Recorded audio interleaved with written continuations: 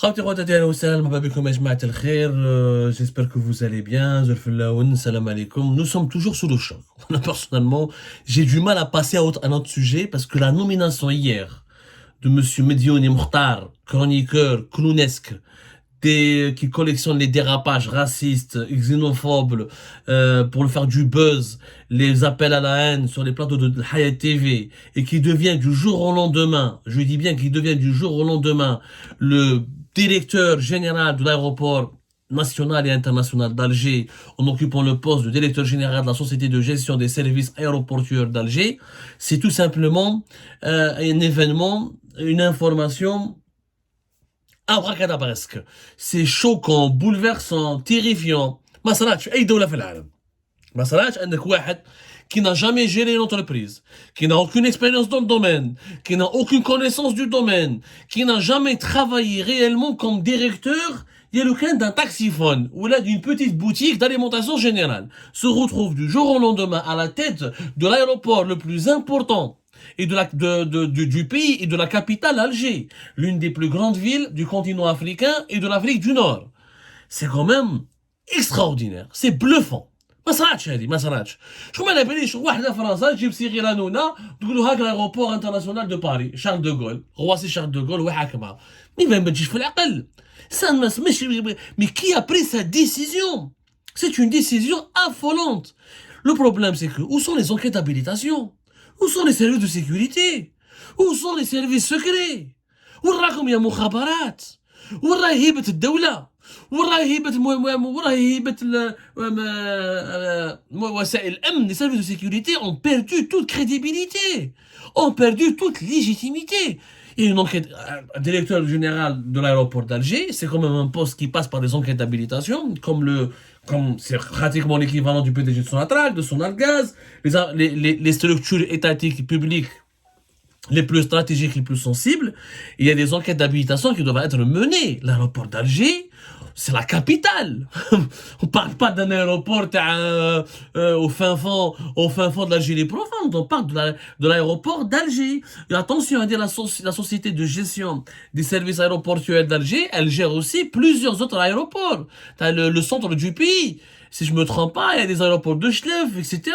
La SGCA, c'est un organisme très sensible, très important, qui gère des milliards et des milliards de redevances, d'impôts, de taxes payées, de taxes aéroportuaires, les aspects de sécurité, les aspects de bonne gestion, les aspects de contact et de mise en contact, de traitement direct avec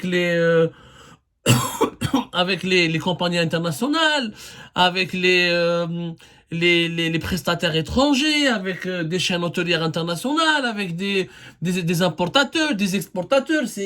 C'est un monde, le monde aéroportuaire, il est très compliqué, très complexe, et nécessite de véritables compétences. Oh, Yashma, elle a noblesse. Notre ami Saad, comment il s'appelle, j'ai du mal à le nommer, notre ami chroniqueur de Hayat TV, n'a ni aucune compétence. Monsieur Mokhtar Saïd Mediouni, son parcours, d'ailleurs, il est catastrophique. Est-ce que vous savez d'où est-ce qu'il vient, ce monsieur? Il a été chauffeur auparavant. Ensuite, il a voulu faire du business et des affaires. Ensuite, il a même voulu demander l'asile en Suisse.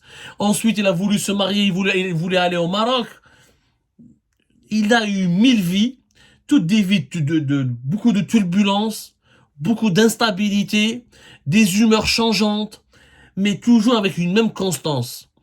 Beaucoup de médiocrité et il est loin de pouvoir incarner la figure du technocrate ou là, de cadre dirigeant ou là, du manager qui peut redresser une institution ou là, qui peut gérer une administration. Ce n'est pas possible. Alors, Mokhtar Saïd Mediouni, mais يعرفوش ce que peut-être une enquête d'habilitation des services de sécurité aurait pu rapidement déterminer. C'est qu'avant c'était un lieutenant-colonel. D'abord il n'était pas colonel. Il était lieutenant-colonel à l'armée de l'air. C'était un pilote d'hélicoptère. Tu savais, ouais, c'est un bon vivant, il a la tchatch, il aime boire, il aime les femmes, il aime les sorties, il est mondain. Donc, il est sympathique au fond. Juste que c'est pas quelqu'un qui peut diriger l'aéroport international d'Alger quand même. Vous n'appelez il est mondain, il aime les femmes, il aime boire, il a le contact facile, il est motière d'origine, il a le charme des gens de l'Ouest, hein, donc la bonne tchatch, agréable à vivre. Il se trouve, il a été pas mal, proche de pas mal au gradé de l'armée, il se trouve, il a été parrainé, il a obtenu une promotion. Alors, fait le bureau militaire de l'ambassade d'Algérie à Washington. Le bureau militaire de l'ambassade d'Algérie à Washington, comme conseiller, comment on appelle ça? Qu'un conseiller chargé de tout ce qui est question aérienne, de la sécurité aérienne, de la défense aérienne, auprès du bureau militaire de l'ambassade d'Algérie à Washington. Il a travaillé là-bas uniquement une année. Pourquoi? Parce que son comportement, il s'est mal comporté. Visiblement, c'est quelqu'un qui a un faible pour les femmes, mais qui malheureusement mélange ou ne fait pas la différence entre la drague et le harcèlement. Il a harcelé des femmes là-bas au niveau de l'ambassade d'Algérie à Washington, où حكموا عليه des atouts. Il a été pris en flagrant délit, il y a eu des plaintes, il y a eu des réclamations contre lui, il y a eu etc. Donc,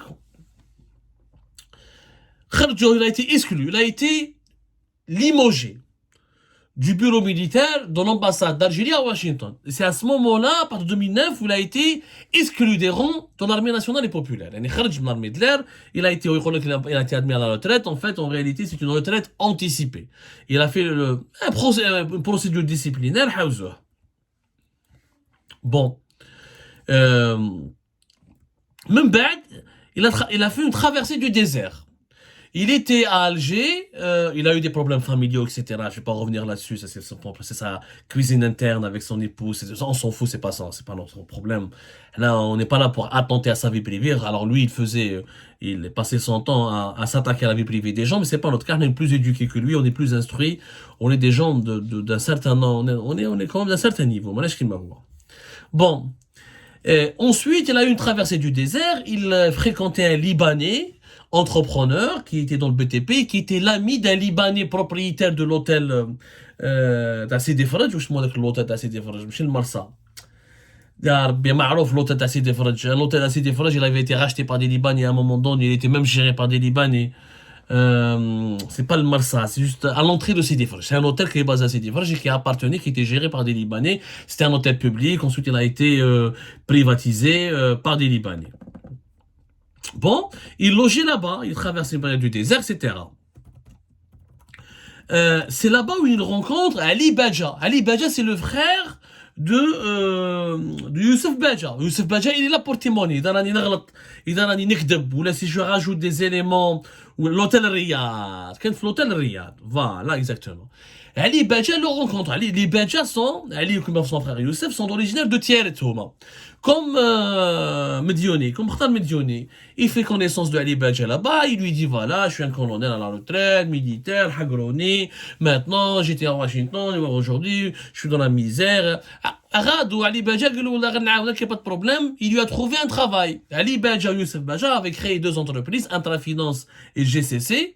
Il voulait investir à l'époque dans les matériaux de construction. Youssef Badja, vous pouvez connaître son histoire, c'est un Algéro-Suisse qui est parti en Suisse, il a vécu dans la misère en Algérie, ensuite dans la Suisse il est revenu vers l'Algérie, il a fait des affaires dans un certain nombre d'entreprises, ensuite il a eu de gros problèmes avec les autorités algériennes, les autorités algériennes l'accusent de corruption, de surfacturation, lui s'est défendu en disant qu'il était victime d'un règlement de compte politique, ou la quête à Youssef Badja elle est ailleurs. On a déjà parlé sur Algérie Pat, on a fait même des interviews avec lui, on aura l'occasion de reparler de lui prochainement dans d'autres dossiers.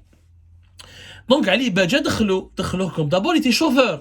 شوف كيفاش طاحت به يعني الزمان il était simple chauffeur. خدم عندهم parce qu'il n'est pas colonel, il conduisait hélicoptère, il pouvait pas être comptable, il pouvait pas être commercial, il pouvait pas être ingénieur. Donc qu'un chauffeur, ensuite il s'occupait même du ménage de la maison de Youssef Badja et de Ali Badja. Ensuite il a gagné leur confiance, ils l'ont bien rémunéré, ils l'ont donné un poste, il est devenu leur homme de confiance. Sauf qu'en 2013, allez, c'était en 2012, il part même en Suisse. il va rencontrer, il va rejoindre Youssef Badja en Suisse, il va passer des vacances en Suisse, et c'est là où il dit à Youssef Badja peut être témoin, et Mokhtar Mediouni voulait demander l'asile en Suisse. قال له عاوني, aide-moi, je veux faire l'asile, etc. Je veux demander l'asile, je vais tout raconter sur les autorités algériennes, sur l'État algérien, sur ce qui a été fait pendant la décennie noire, les crimes dans la décennie noire. يعني حب يهلك البلاد. Il voulait passer, il voulait trahir le pays, trahir l'armée. Ou Hada, les filles 2019 ou 2020 jusqu'à 2024, il chantait à la gloire du régime, il tarissait pas d'éloges sur l'institution militaire, Wishit le Nedam, Wishit les généraux, Wishit le Tebboun. En 2013, il était prêt à tout déballer en Suisse pour avoir les papiers suisses. Youssef Badja l'a dit qu'on l'a dissuadé. Il a dit non, etc. T'es un militaire, trahir le pays, c'est pas bien, les visas, etc. Auparavant, durant la même période, entre 2012 et 2014, il était amoureux d'une Marocaine qu'il avait rencontrée à Paris. On m'a dit qu'il allait à la Côte d'Azur. Non, on n'a pas allé faire le passe. Il voulait même aller vivre au Maroc avec elle. Auparavant, il voulait même épouser une femme qui était originaire de Toulouse. Au début, il voulait partir à l'étranger.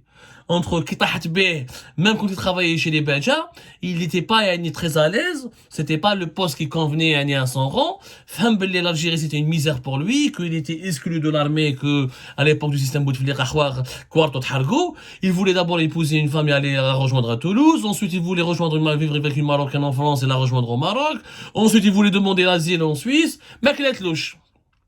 2014, il se dispute avec Youssef Badja. Parce que Youssef Badja a eu des problèmes avec les douanes, il a eu un redressement de la part de la direction des services des douanes, il y a eu un grand conflit judiciaire. Moi j'ai des connaissances au sein des services de sécurité, je peux te régler l'affaire. Il lui a demandé un pot de vin. Youssef Badja donc s'est disputé avec Mediouni Mokhtar ou Hafzou, il a été licencié.